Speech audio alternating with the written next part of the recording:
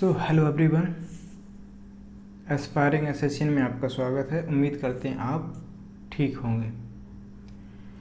आज हम डिस्कस करते हैं रीजनिंग PYQ जो 2022 में आए हुए क्वेश्चंस। यहाँ पे क्या है कि योर XPAJ जिस तरह से चेंज हो रहा है, ये दोनों चेंज हो रहे हैं। एक मिनट,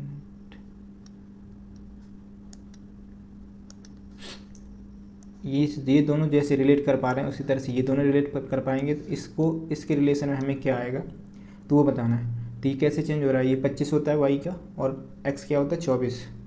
इनके नंबर याद होना चाहिए आपको, तभी निकाल पाएंगे जल्दी, और जल्दी हमें निकालना भी है। तो यहाँ पे क्या कर रहा है कि एक कम कर रहा है, y से x आ रहा है, इधर t एक कम हो रहा है, t से s हो रहा है। इसी तरह से एक कम करके b से क्या होना चाहिए, a होना चाहिए। अब ऑप्शन रिलेट करेंगे तो कौन सा मिला हमें, ये मिला। बस हो गया क्वेश्चन, इतना ही दिमाग लगाना है। इस तरह से एग्जाम हॉल में सिर्फ एलिमिनेशन, इसको कहते हैं एलिमिनेशन मेथड। सिर्फ हमने एक एलिमेंट को पकड़ के रिलेट करा जिससे हमारा आंसर निकला है। सिर्फ कितना, पहले वाले को एक्स वाई एक कम हुआ, टी एस एक कम हुआ, बी, और अब नेक्स्ट हमें एक कम करके करना है तो क्या आएगा। तो यहाँ पे ए से एक कम करोगे, सॉरी बी से एक कम करोगे तो ए आएगा। तो एक किस ऑप्शन में हमें, सिर्फ दो में मिल रहा है। नेक्स्ट क्वेश्चन, अब यहाँ पर है कंफर्ट कंट्रोल जैसे चेंज हो रहा है, जैसे कंफर्ट इसमें चेंज हो रहा है इसी तरह से कंट्रोल कैसे चेंज हो रहा है। तो उसी तरह से जैसे ये दोनों चेंज हो रहे हैं उसी तरह से हमें डिजिटल को चेंज करके आंसर बताना है। तो इधर से सिर्फ तीन को कंपेयर कर रहे हैं। तो क्या करा उसने, COM कॉम, तो बीच वाले को उठा के आगे ले आया और आगे वाले को बीच में ले गया। सी से सिर्फ कॉम नहीं, सॉरी दो को कंपेयर कर रहे हैं। CO तो यहाँ पे CO तो OC कर दिया, MF है तो FM कर दिया, और OR है तो लास्ट वाले को उठा के बीच में ले आया, OR को RO कर दिया। इसी तरह से यहाँ पर क्या किया, CO तो OC हो गया। तो हमें क्या है, DI है तो ID होना चाहिए। ID सिर्फ एक ही में है, कुछ आगे सिर्फ आगे के दो एलिमेंट हमने रिलेट करा लिए, उसी से आंसर निकल आया। बस इतना ही करना है। CO को OC लिखा उसने, तो यहाँ पर CO है तो OC लिखा है, तो DI है तो क्या लिखा जाएगा, ID। तो ID सिर्फ हमें इसमें मिल रहा है। उम्मीद करता हूँ आप समझ गए होंगे। नेक्स्ट क्वेश्चन, जो वह विकल्प चुनिए जो प्रस्तुत में चित्र में अंतर्निहित है, घुमाना अनमना नहीं है, मतलब रोटेट नहीं करना है। ऐसी फिगर इनमें से ऑप्शन, चार ऑप्शन में चेंज करना है जो इसमें अंतर्निहित हो। अब इस तरह से ट्रायंगल देखना है, ट्रायंगल इसमें कहीं दिख रहा है, नहीं दिख रहा। इस तरह से ये फिगर हमको दिख गया, तुरंत दिख गया, जो कि ये है, और इसके अलावा कोई फिगर नहीं दिख रहा। सो आंसर हो जाएगा हमारा 2 नंबर। नेक्स्ट क्वेश्चन 4, अंग्रेजी शब्दकोश में आते हैं। तो इसमें इसको कैसे करते हैं, एग्जाम हॉल में चारों ऑप्शन है, चारों रिलेट कराए। तो पहले पे कौन सा है, 4 1 है। अब 4 1 है तो हमारा 4 कहाँ पर है, 4 ये है, 1 ये है। हमें अभी किसी को नहीं देखना है, सिर्फ जो पहले पर होगा, चारों ऑप्शन में जो पहले पर होंगे उन्हीं को रिलेट कराना है, क्योंकि हमें यहाँ पर एलिमिनेट करना है, आंसर कट करना है, जो कि पॉसिबल ही नहीं है। 4 1 में से कौन पहले आएगा, MA यहाँ तक बराबर है। G और N में से कौन पहले आएगा, G पहले आएगा, N बाद में आएगा। तो हमारा पहले कौन होना चाहिए, 4 या 1, तो 1 4 होना चाहिए। G N में से G पहले आता है तो 4 वाले, तो पॉसिबिलिटी बनती है इसकी पहले की और तीसरे की। 1 वाला जो पहले आ रहा है ये कैंसिल हो गया दोनों, तो अब 2 बचे, 2 ऑप्शन, 1 और 3। अब आगे बढ़े हम, 4 से 2, 4 से 1। अब 1 और 2 में रिलेट कर लेंगे कौन पहले आएगा, 1 और 2, MAN यहाँ तक बराबर है दोनों, MAN। इसके बाद आगे N और A। अब N और A में कौन पहले आता है, A पहले आता है। तो यहाँ पर हमें 4 2 और 4 1 में से तो 2 आंसर, 4 2 आंसर होगा, क्योंकि N और A में से कौन पहले आता है, A पहले आता है। तो 4 2 ये आंसर हो जाएगा। अब यहाँ पर दिया हुआ है 6 व्यक्ति एक वृत्ताकार मेज के परितः केंद्र की मुख करके बैठे हैं। तो हम बना लेते हैं फिगर एक वृत्त। कितने लोग हैं, 6 लोग हैं, अंदर की ओर बैठे हैं।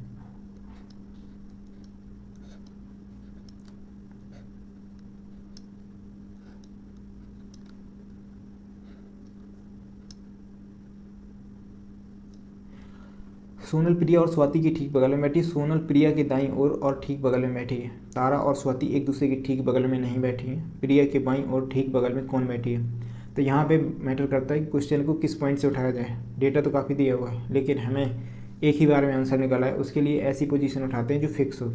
जैसे कह दिया जाए कि सोनल प्रिया और स्वाति की ठीक बगल में है। सोनल प्रिया और स्वाति की बगल, अगर हमें सोनल को बैठा दें यहाँ पर, अब सोनल हो गई। अब सोनल प्रिया और स्वाति की ठीक बगल में बैठी है। अगर प्रिया को इधर रख देंगे, स्वाति को इधर रख देंगे, लेकिन स्वाति इधर भी हो सकती है, प्रिया इधर हो सकती है। तो अभी इसको कैसे डिसाइड करेंगे, ये डिसाइड नहीं कर सकते। अगर हम किसी एक को लेकर चलेंगे तो हो सकता है हमें फिर फिगर बदलना पड़े। तो ये शुरुआत में स्टेप में नहीं उठाएंगे। यहाँ से हमें एक डेटा मिल रहा है कि सोनल प्रिया के दाईं ओर ठीक बगल में बैठी है।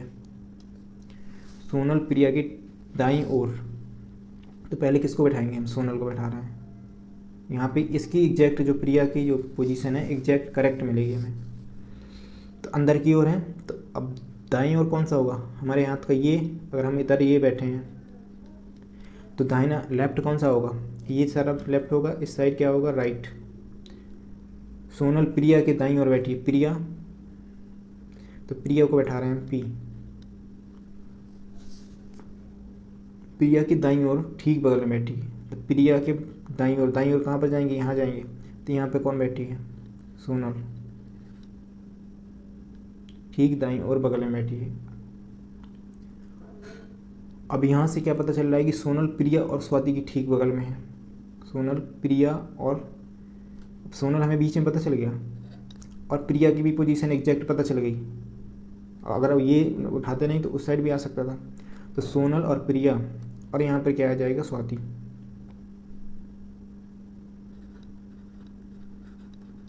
ये 3 की पोजीशन कन्फर्म हो गई, प्रिया सोनल स्वाति। बी के कह भी रहा है कि सोनल प्रिया और स्वाति की ठीक बगल में है, ठीक बगल में है। तो ये सोनल के बगल में स्वाति हो गई और सोनल के बगल में ये प्रिया हो गई। तारा और स्वाति एक दूसरे की ठीक बगल में नहीं बैठी हैं। तारा एंड स्वाति एक दूसरे की ठीक बगल में नहीं बैठी हैं, तो तारा इधर नहीं आ सकती है। तारा की पोजीशन ये नहीं हो सकती है। तारा की पोजीशन सिर्फ बची कौन सी, यहाँ आ सकती है, यहाँ आ सकती है।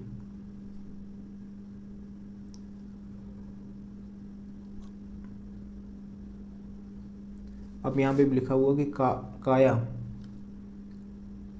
काया जया और तारा के ठीक बगल में है।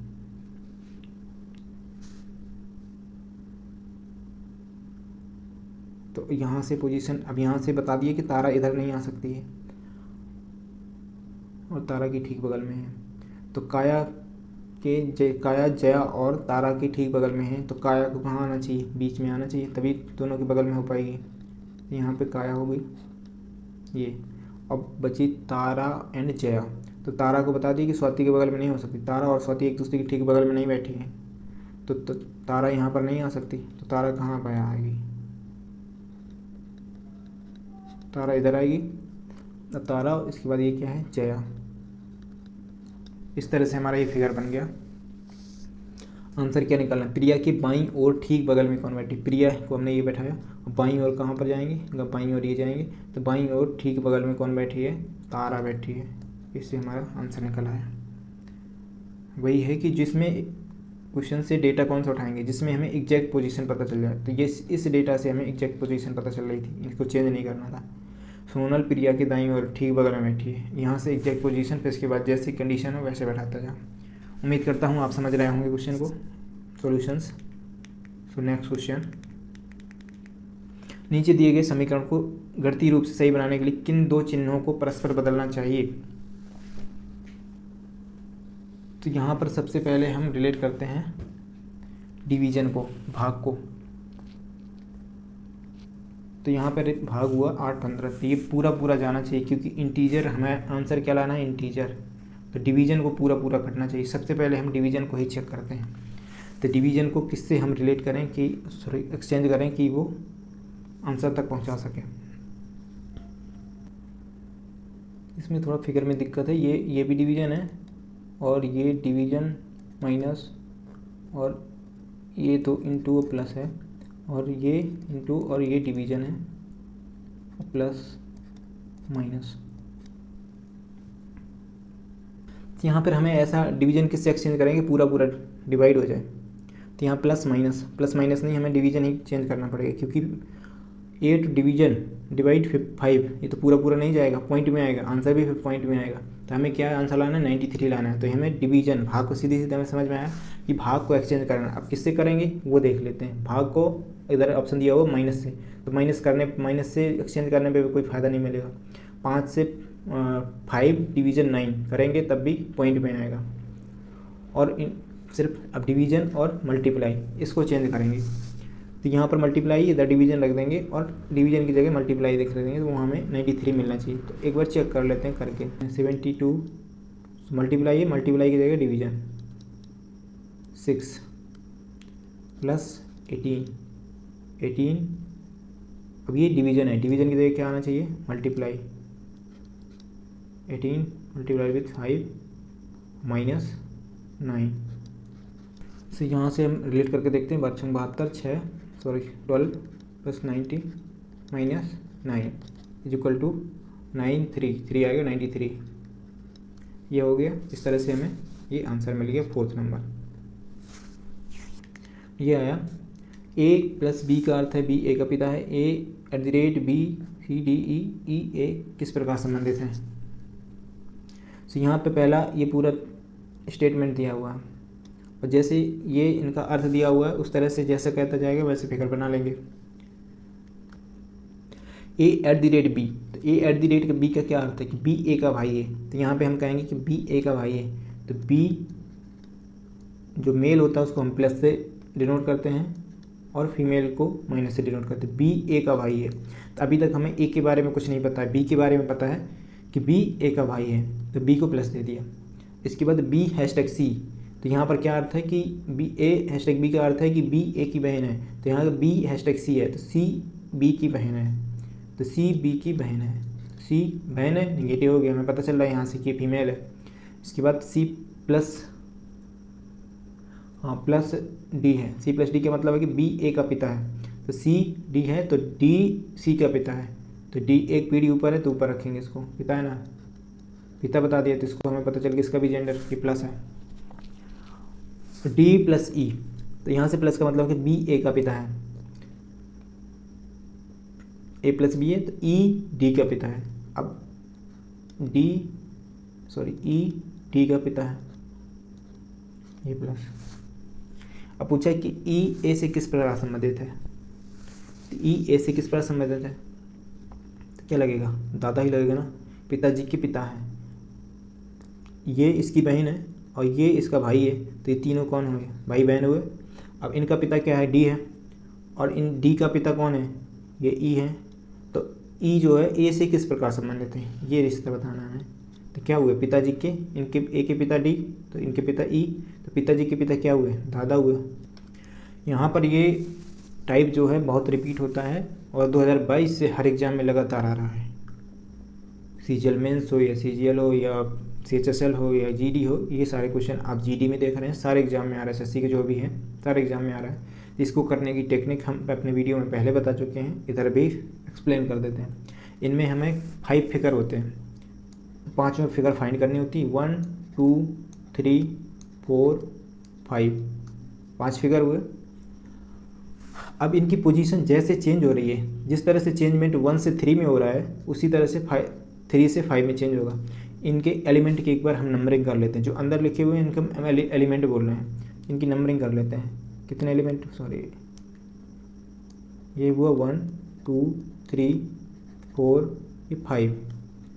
अब अगर 6 2 4 और अगर 6 निकालना होता तो हमें 2 4 की चेक करने की ज़रूरत थी, लेकिन यहाँ पर 2 4 को चेक नहीं करना है। तो वही हम एग्जाम हॉल में वही गलती करते हैं कि 1 से 2 को रिलेट कराते हैं, 2 से फिर 3 को रिलेट कराते हैं, 3 को 4 से और 4 को 5 से। इस तरह से हम यही करते रहते हैं, हमें समझ में आता नहीं है कि कैसे है, क्योंकि 1 2 में कोई रिलेशन बन नहीं रहा था, हमें समझ में नहीं आता, बहुत सारा समय चला जाता है, आंसर भी नहीं निकलता। तो यहाँ पे कुछ नहीं देखना है, इस तरह का फिगर देखें, 1 3 5 को रिलेट कराएं, जिस तरह से चेंजमेंट अगर 1 से 3 में हो रहा है उसी तरह से चेंजमेंट आप 3 से 5 में कर दीजिए, तुरंत आंसर पाइए 2 सेकंड में। तो देखिए अब इसको कैसे करते हैं। तो इनकी हमने पोजीशन की नंबरिंग दे दी 1 2 3 4 5, तो यहाँ पर भी दे देते हैं 1 2 3 4 5।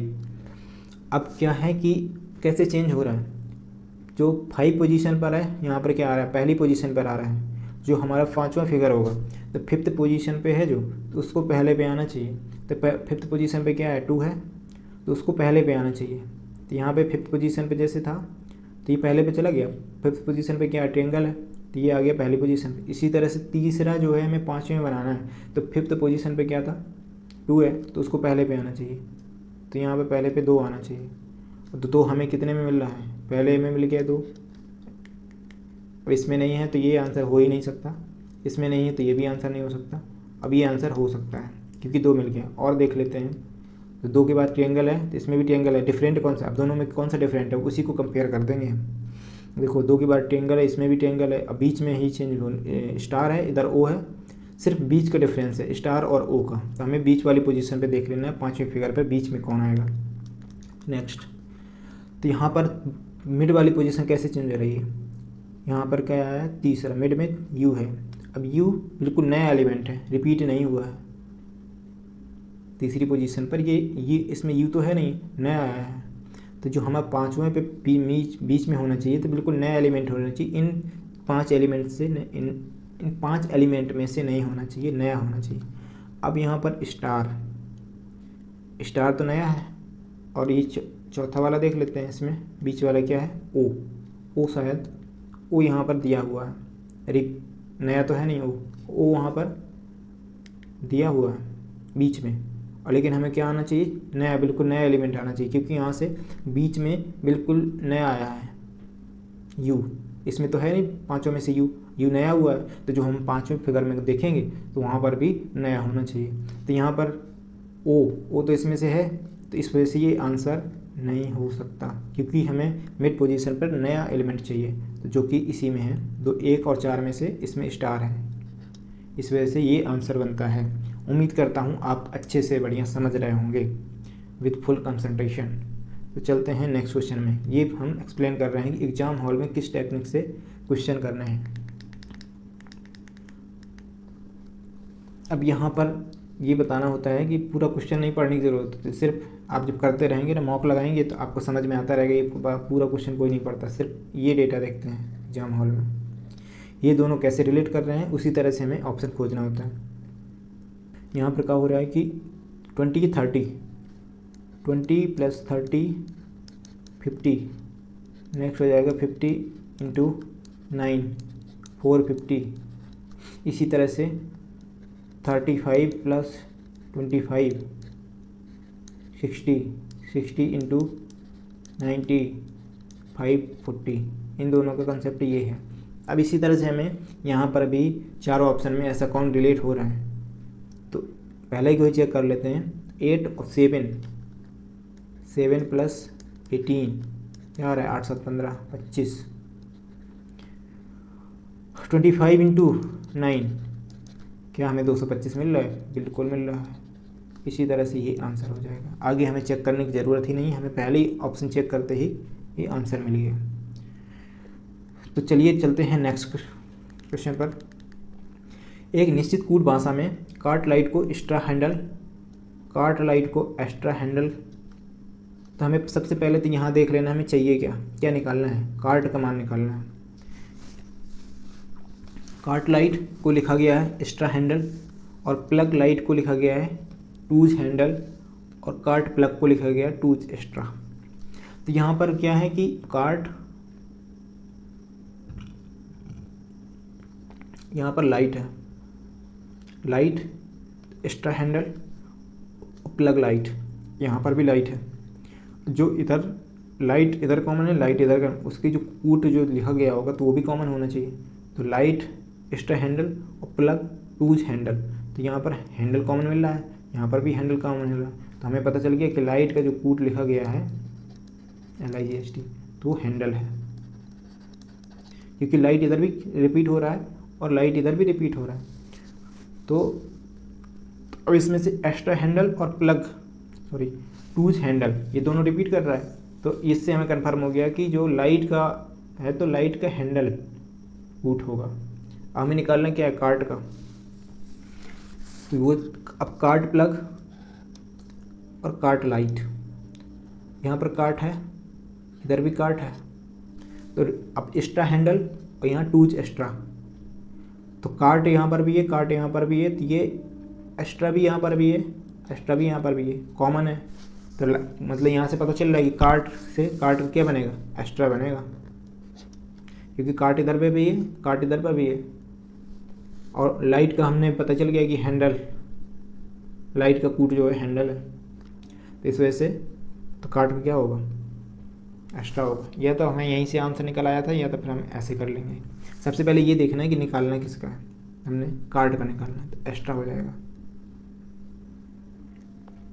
अब चलते हैं नेक्स्ट क्वेश्चन पर।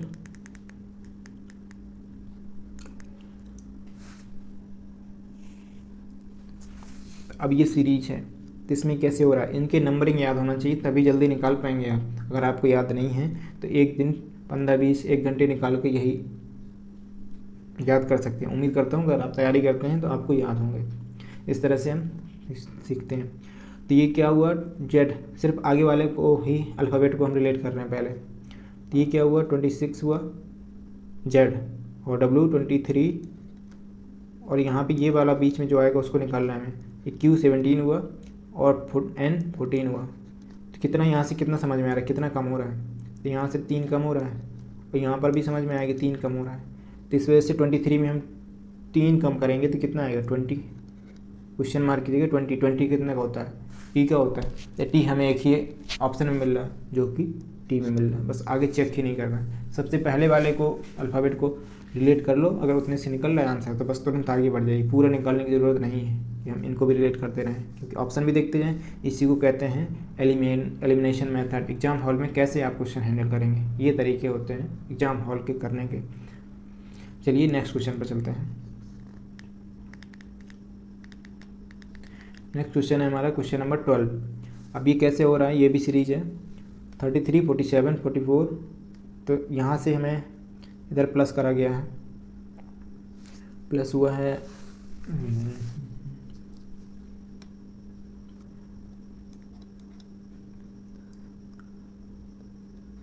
14 प्लस हुआ है, फिर इसके बाद 3 माइनस हुआ है, फिर हुआ है 14 प्लस हुआ है, फिर 2 माइनस हुआ है, 58 से 56 हुआ है, फिर 14 प्लस हुआ है, फिर -1 हुआ है, 70 से 69 हुआ है। अब क्या होना चाहिए, +14 होना चाहिए। यहाँ से 33 से 47 गए, +14, फिर इसके बाद -3 करा, 47 से 44, फिर +14 करा, 44 से 58, फिर -2 करा, 58 से 56, फिर +14 करा, फिर -1 करा। अब -1 कर लिए, अब क्या करना चाहिए, +14 करोगे तो कितना आएगा, 83 आंसर। उम्मीद करता हूँ आप समझ रहे होंगे। अब चलते हैं नेक्स्ट क्वेश्चन पर, जो कि हमारा है नेक्स्ट क्वेश्चन नंबर 13। एक निश्चित कूट भाषा में फोर्स को 47 लिखा जाता है और ग्रीन को 49 के रूप में कूटबद्ध किया जाता है। उसी भाषा में फ्लेवर को किस प्रकार बोलते हैं। अब ये दिखा हुआ है फोर्स को 49 और ग्रीन को 47, ग्रीन को 49। आपको याद है तो इनका तुरंत क्या करते हैं हम, या तो इनकी पोजीशन का एडिशन होता है या अपोजिट पोजीशन का एडिशन होता है। तो यहाँ पर एक बार इनकी पोजीशन को रिलेट करके देख लेते हैं। तो 6, 15, 6, 21, 21, 8, 29, 29, 10, 39, 39 और 3, 42, 42, 5, 47। आपको याद होगा तो आप ऐड कर ले रहे होंगे। इनका जो पोजीशन का समय 47 हो रहा है, फिर ग्रीन को भी एक बार चेक कर लेंगे, ये 49 हो रहा है। तो इस तरह से हमें फ्लेवर की पोजीशन का सम बताना है। तो कितना हो जाएगा, इनकी पोजीशन लिख देते हैं 6 फ्लेवर में, 6 + 12 + 1 + 22 + 15 + 21 + 18। इस तरह से हमारा 8, 9, 8, 9, 5, 14, 14, 2, 16, 17, 2, 19 9 6 15 हमारा 5, यूनिट डिजिट 5 आ रहा है। वैसे ही देख के सीधे 95 कर सकते हो, लेकिन ऐड कर लोगे, पूरा ऐड कर लोगे तो हो जाएगा 95। हम चलते हैं नेक्स्ट क्वेश्चन पर। डाइस को, और डाइस अगर डिटेल पढ़ चुके हैं तो समझ जाएंगे, बाकी डिटेल में पढ़ने के लिए आप यूट्यूब देखिए, अभी डिटेल में हम पढ़ा नहीं रहे हैं, सिर्फ एग्जाम हॉल में कैसे करते हैं कंसेप्ट पता होना चाहिए। तो यहाँ पर हमारा कॉमन एलिमेंट कौन कौन से हैं, एक पी है एक एस है, और यहाँ पर भी पी एस है। जो कॉमन होते हैं वो कट जाते हैं, तो हमें किसके अपोजिट बताना है, तो पी के अपोजिट ही बताना है। तो ये दोनों आर यू का बताना है, तो पी एस दोनों कॉमन है, तो ये दोनों कट जाएंगे। तो इनका अपोजिट क्या होगा, आर एंड यू एक दूसरे के अपोजिट हो जाएंगे। तो यू का अपोजिट पूछा है तो आर हो जाएगा।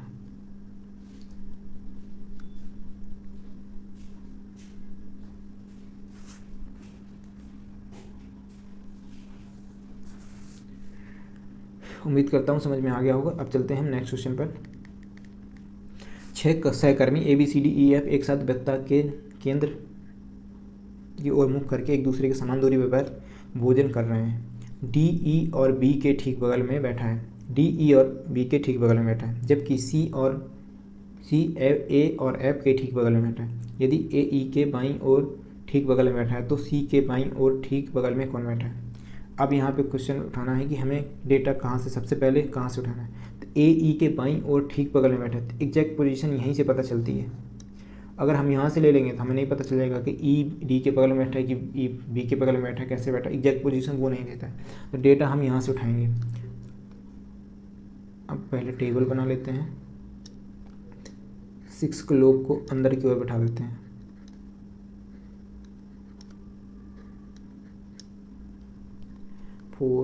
ये 6,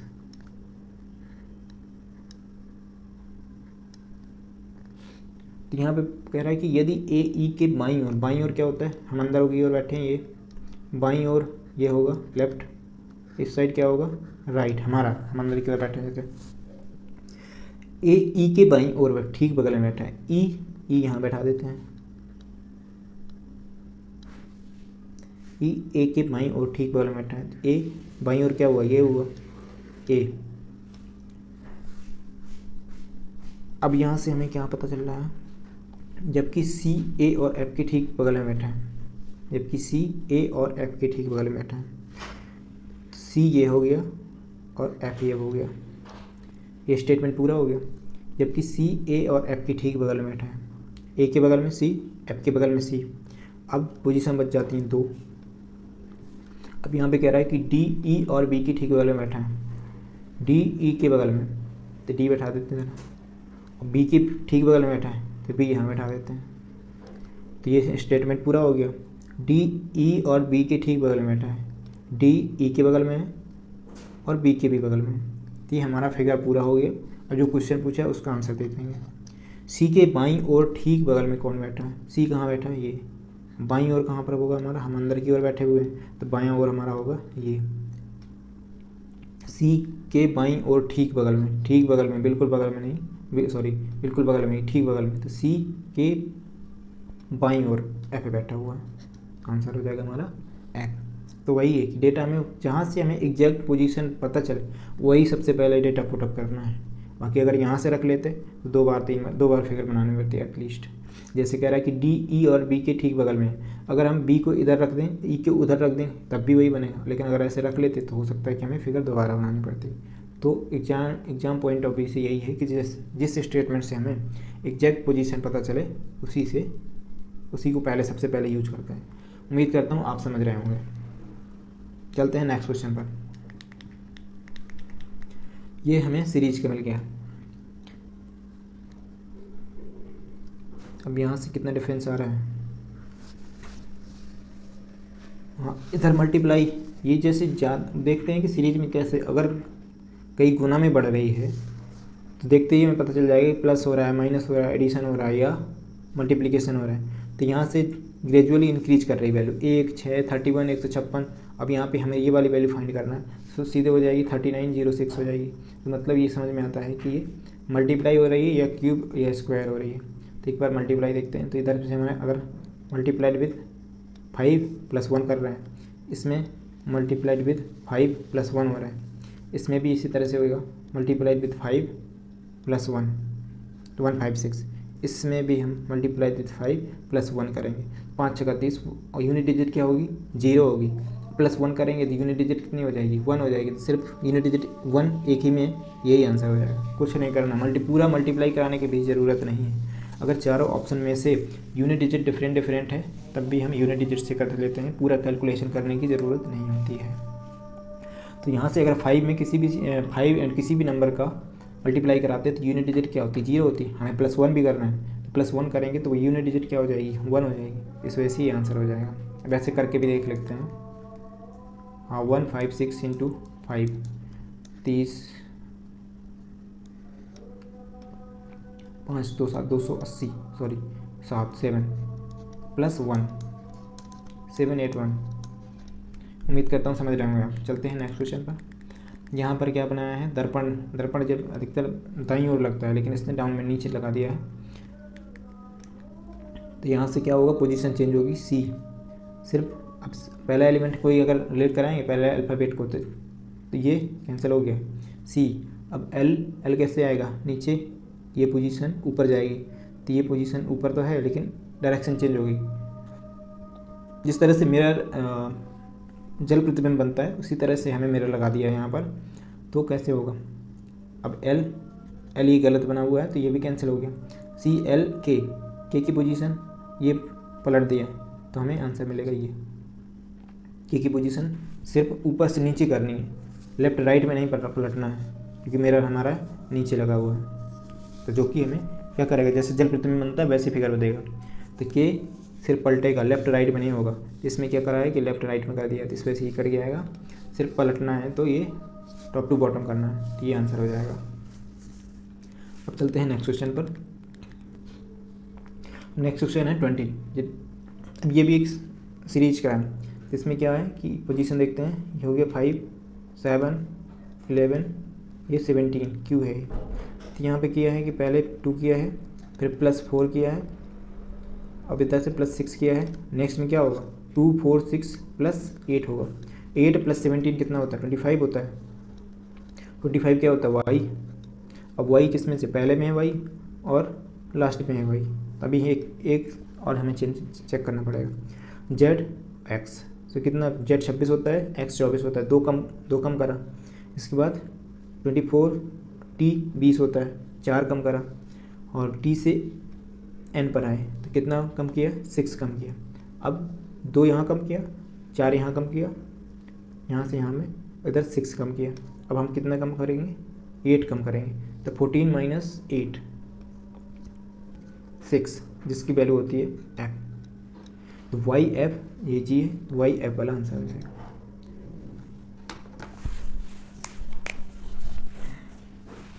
इस तरह से हमारा रीजनिंग का ये सेट खत्म होता है। उम्मीद करते हैं आपको समझ में आया होगा। नेक्स्ट सीरीज ये चलती रहेगी, पर डे एक रीजनिंग और पर डे एक मैथ का हमारे इसमें सेट पेपर आएगा। अगर कंटिन्यू आप बने रहेंगे तो बहुत सारा इम्प्रूव करेंगे। So thanks for watching.